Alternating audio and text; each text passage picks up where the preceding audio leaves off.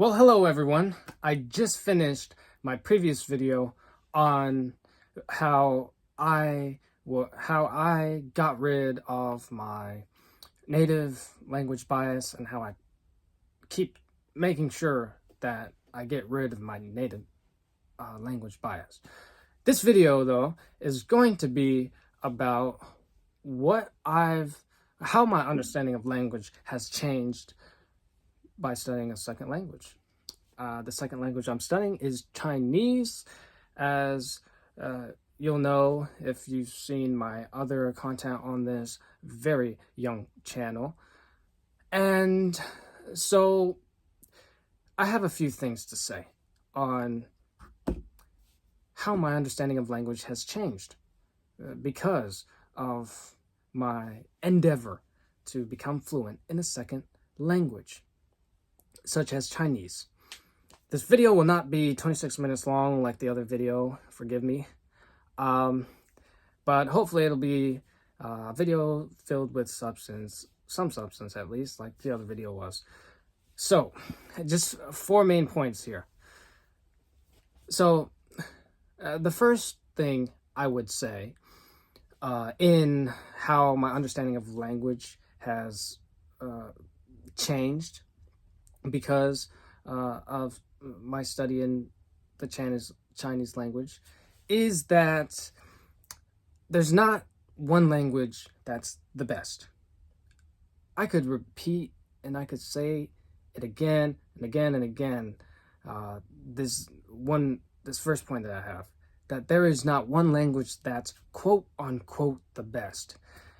And the reason I say that is because just by studying a second language, I can tell that there's so many ways that we can communicate. There's so many different ways things can be described and things can be expressed that it's impossible for just one language to be able to have what it takes to express something in every single way possible, to describe something in every possible manner that thing can be described. It's just impossible from what I've seen.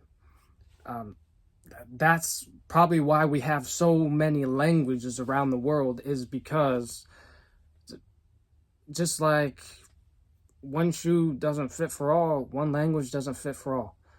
And so that's one point that I have seen, that I have learned even more by studying a second language, that there definitely is not there's definitely not some kind of language that's just the most superior, quote unquote, because there's different definitions of superior. What are we describing? What are we talking about? What are we trying to express? Different languages have their strengths and weaknesses. Now, number 2 of how my understanding of language has changed because I'm studying a second language, that is that there are so many ways languages develop. So many ways. It's thought-provoking and just interesting to see how languages around the world today became the languages that they are now. How they started from their simplest, most primitive beginnings to having the full stock of vocabulary, full stock of grammatical structures, full stock of language capability that they have now. I could name the top most popular, the top most spoken languages. I know the first is English. The second has to be Chinese.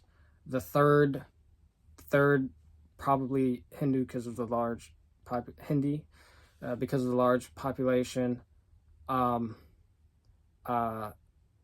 French, some other European languages. Okay, but the idea of that is that these languages weren't always like they are now. They had to develop along the way. And just from studying the Chinese, besides English, studying Chinese, I can tell that the development of that language was affected and influenced by the economic status, or just the economic state or political state or military state or just social state of that native people's country and the other countries around it, and just also the internal affairs of the native people. How a local dialect may have become popular here and so influence the language in this way, or a certain way of writing, a certain way of communicating just becomes more popular in this region, and so it influences the language in this certain way. All these kinds of influences, all these kinds of factors in history, especially the history of that native people's language, makes a language, for example, like English, what it has become today, or Chinese, what it has become today. And so I've just become more aware of the way that languages naturally and artificially develop into what they are now, into what we know them as today. So that's always something that you can pick your teeth on if you're bored, or if you just like that kind of thing. All right, number 3 is, man, so many different sounds. So, especially when it comes with Chinese. Chinese is a language where it emphasizes different tones, different sounds. The way that a word sounds and is intonated and stressed, that is a large part of how the Chinese language differentiates one word from the next. Is literally just from the pitch of that word. And other languages are the same, but just take out even the tones. The fact that I can say, the fact that I can say in English, right now I'm making this video, and we can understand that it's literally just me just making some noises from my mouth that we've understood as meaning what I just said. Or in Chinese, if I say 我正在做视频, I'm right now making a video is what I just said in Chinese. I probably could have said it more fluently. But similar to that, I just literally made some noises from my mouth, and a Chinese person would understand those words. It's like, how have we attributed these sounds to have meaning? And it's because we've attributed certain rules and certain structures, grammatical structures, to these sounds that give them the meaning that they have.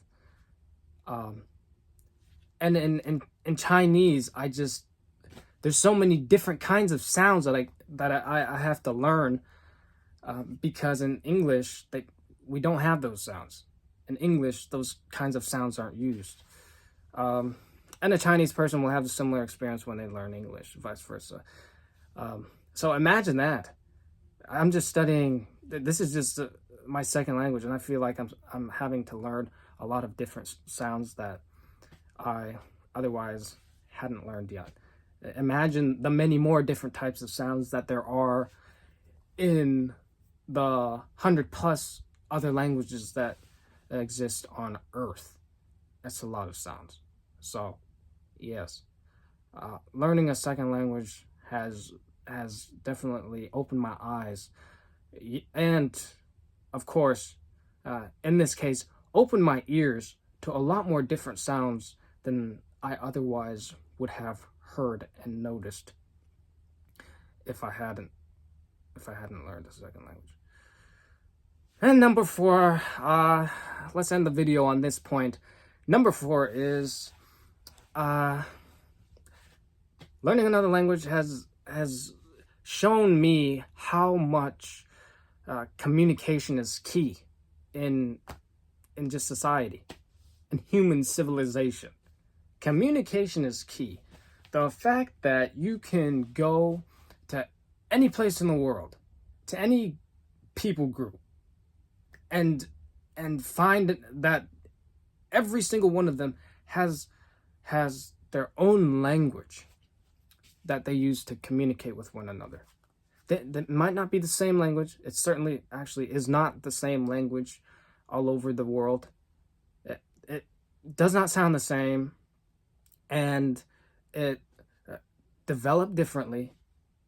But this one thing all of these languages have in common, and that is that they are tools that human beings developed in order to communicate with one another. That communication then must be very important, right? That's obvious, of course, but it's just something obvious that's become more obvious as I've learned the second language I'm learning right now, as I've just made language learning just a daily part of my life, is that communication is key.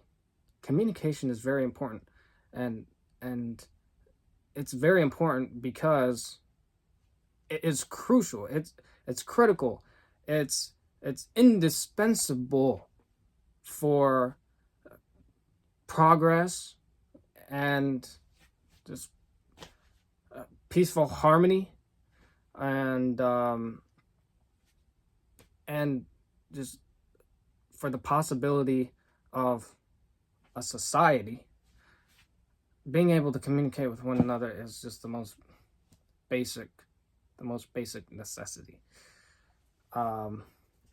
And I guess in a way it has made me value the ability to communicate with the people around me, because I see that if we didn't have language, man, it would be tough. It would be very difficult to live in a world where we wouldn't be able to understand what the other person is saying. But thanks to languages, we are able to understand what the other person is saying. We're able to communicate with one another. And the more communication there is, the more likely that we're able to understand one another. And the more likely we're able to understand one another, the more likely we are able to get along. And that's always a great thing. We need more of that. That's all for this video. And it's still a long video. It's 14 minutes, but at least it wasn't 26 minutes like the last video. Hope you liked the video.